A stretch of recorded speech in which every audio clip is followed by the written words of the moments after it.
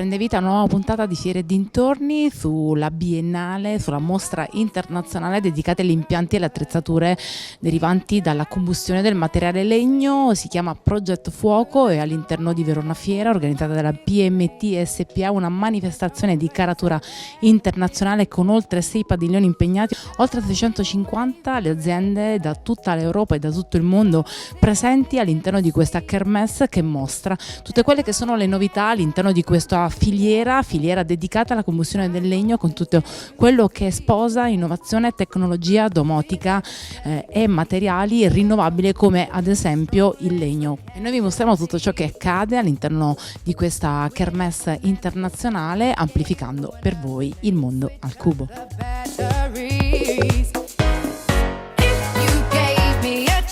Io sono con il presidente dell'AIEL, Marino Berton. AIEL è l'Associazione Italiana Energie Agroforestali.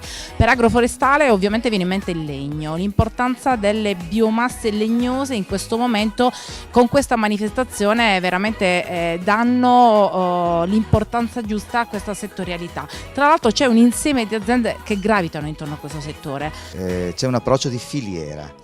La possibilità di mettere insieme i diversi attori di questo mercato straordinario che qui a Progetto Fuoco trova la sua apoteosi.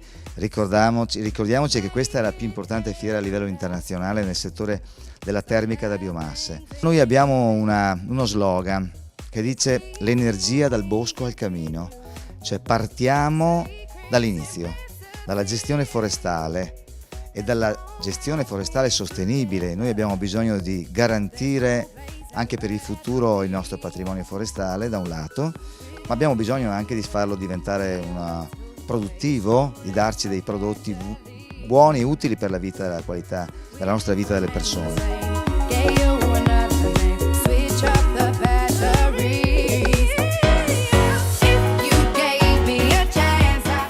In questa fiera si può vedere fin dal momento in cui si arriva sul piazzale con le macchine forestali che lavorano il legno, e entrando dentro i padiglioni si comincia a vedere i vari passaggi, i produttori di pellet, i produttori di stufe, caminetti di grande evoluzione tecnologica, le grandi caldaie e fino al mondo dove c'è la parte di progettazione degli impianti, l'installazione e la manutenzione.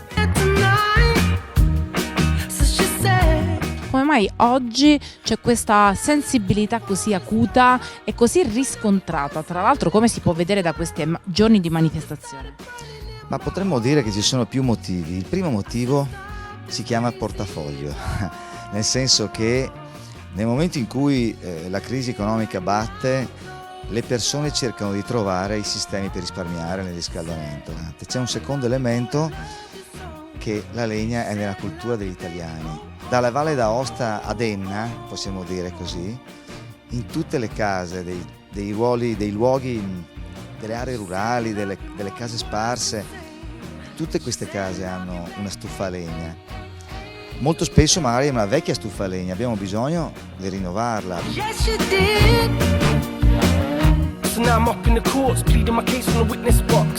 Telling the judge and the jury the same thing that I said to the cops on the day that I got arrested. I'm innocent, I protested. She just feels rejected. Had a heart broken by someone she's obsessed with. Cause she likes the sound of my music. Che sviluppi futuri diamo a questo settore, a questa manifestazione, a questa filiera? La prospettiva è positiva, i segnali che abbiamo di fronte sono quelli di un cielo azzurro rispetto alle piogge che abbiamo avuto in questi giorni. La sfida oggi è basata su 3-4 tasti. Il primo è il tasto dell'innovazione. Bisogna accettare la sfida della sostenibilità. Il terzo tasto su cui bisogna giocare è l'efficienza. E io aggiungerei un quarto elemento, visto che ci siamo, che è quello del design.